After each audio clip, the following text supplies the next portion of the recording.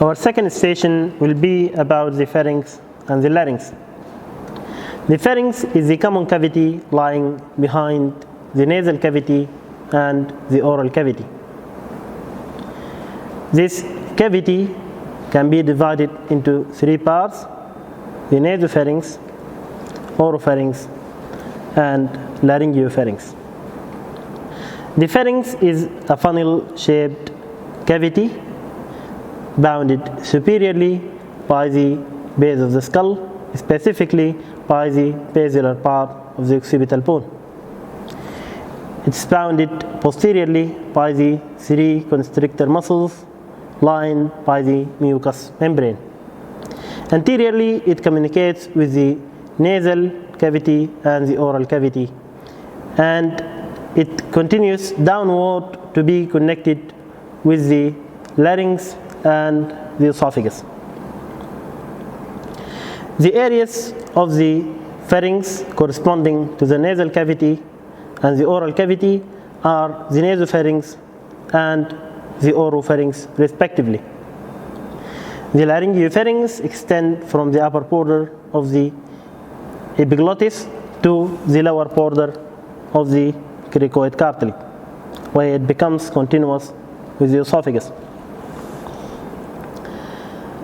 The nasopharynx lies above the soft palate and behind the nasal cavity. On its roof, there is collection of lymphoid tissues forming the pharyngeal or adenoid tonsil.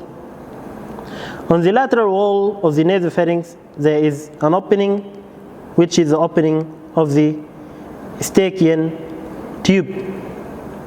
Behind this opening is an elevation which is called tubal elevation or torus tubarius. Behind the torus tubarius is this recess, which is called the pharyngeal or the tubal recess. This recess is also called the fossa of Rosenmuller. This fossa, along with the boundaries of the Eustachian opening, contains lymphoid tissue which are called the tubal tonsils. A false cannulation of this opening through a catheter can be fatal because the entry of the catheter to the fossa of Rosenmuller can penetrate the lateral wall of the pharynx and injure the internal carotid artery, causing fatal bleeding.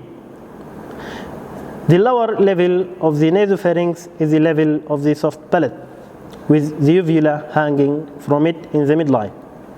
The space between the soft palate and the posterior wall of the pharynx is called the pharyngeal isthmus that leads into the oropharynx.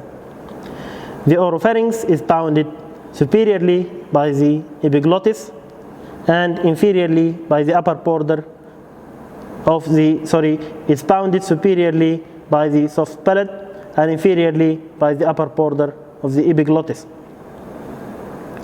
The oropharynx has no marked features except for those two folds. The anterior one is the palatoglossal fold and the posterior one is the palatopharyngeal fold, with the palatine tonsil hanging between them.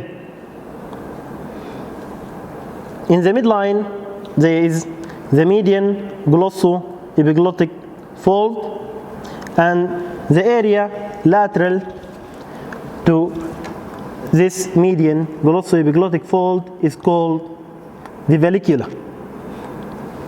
This area is found on both sides lateral to the median glossoepiglottic fold.